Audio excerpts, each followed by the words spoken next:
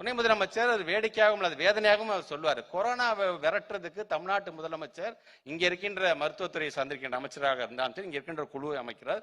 அதை விரட்டுறதுக்கு அவ்வளவு பாடுபடுறோம். WHO பொறுத்த வரைக்கும் அதுக்கென்று தனியாக ஒரு பேட்டர்னே வச்சிருக்காங்க. எப்படி நாம ஊரடங்கை செய்ய வேண்டும், 7 நாளைக்கு ஒரு தடவை 20 இப்படியெல்லாம் சிந்திச்சுட்டு இருக்கும் பொழுது அவங்க என்ன சொல்றாங்க, 6 மணி ஆனா விளக்கேத்தி வை, 6 மணி ஆனா பெல் அடி, 6 மணி ஆனா கைத்தட்டு, கொரோனா ஓடிவிடும் என்று சொல்லுகிறார். இப்படிப்பட்டவர்கள் NEP 2020 எழுதுனா எங்க பிள்ளைங்க எப்படி அறிவியல் சார்ந்த பிள்ளைங்களாக வருவார்கள்? எங்க பிள்ளைங்களை பொறுத்த இந்தின்னு உள்ள திணிக்க பாக்குறீங்கல்ல. ஒன்னே ஒன்று சொல்றேன், எங்களை பொறுத்தவரைக்கும் எங்களுடைய பிள்ளைகள் ஒரு விஞ்ஞானியாக வர வேண்டும், ஒரு மருத்துவராக வர வேண்டும், ஒரு பொறியாளராக வரணும். நாங்க மொழிபெயர்ப்பாளருக்கு நாங்க ஆள் எடுத்துட்டு இருக்கிறோம், நாங்க தயார் செஞ்சுட்டு இருக்கிறோம். நாங்க ஆக இதை உணர வேண்டும் என்பதற்காகத்தான் இன்றைக்கு இது போன்ற இந்த புத்தகத்தை நாங்கள் எழுதியிருக்கின்றோம். தமிழ்நாட்டை பொறுத்தவரைக்கும் எப்ப பார்த்தாலும் கலைஞர் குடும்பத்தை நாங்கள் உயர்த்தி பிடிச்சிட்டே இருக்கோம்ல. எதற்காக கலைஞர் குடும்பத்தை உயர்த்தி பிடிப்பதற்கு காரணம் என்ன?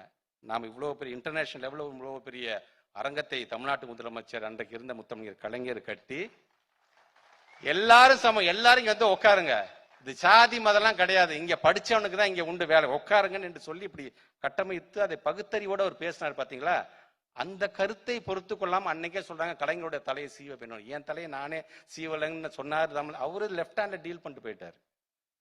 இன்றைக்கு அதே போன்று நம்முடைய மாண்புக்கு தமிழ்நாட்டுடைய முதலமைச்சர் NEP 2020 கொண்டு போய் நீ கொடுக்கிற அந்த 2000 கோடி இல்ல 10,000 கோடி ஆனாலும் சரி, எனக்கு அது தேவையில்ல, அந்த 2000 கோடியை ஒத்துக்கிட்டு நான் என்னுடைய தமிழ் சமுதாயத்தை 2000 ஆண்டுகள் பின்பு நான் எடுத்து செல்வதற்கு நான் தயாராக இல்லை என்று சொன்னார். பாத்தீங்களா?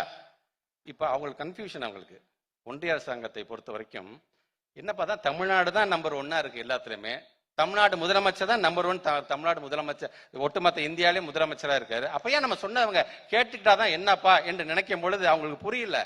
நீ சொல்றதை நாங்க கேட்காதனாலதான் நாங்க தமிழ்நாடு நம்பர் 1 இருக்கிறோம், தமிழ்நாடு முதலமைச்சர் நம்பர் 1 இருக்கிறோம்ங்கிறது உங்களுக்கு தெரியவில்லையே. ஆக முத்தமிழர் கலைஞர் நமக்கு கொடுத்து சென்ற ஒரு கொள்கை வாரிசு அவர். நம்முடைய மாண்புமிகு தமிழ்நாட்டுடைய துணை முதலமைச்சர் அதே கணக்கு. கலைஞர் தாத்தாக்கு என்ன வந்துச்சோ அதே தான் நம்முடைய அவருக்கும். உன் தலையை நான் எடுத்துருவேன், உன் தலைக்கு நான் 10 கோடி கொடுப்பேன், அதெல்லாம் அவர் கண்டுக்கவே இல்லை. அவரு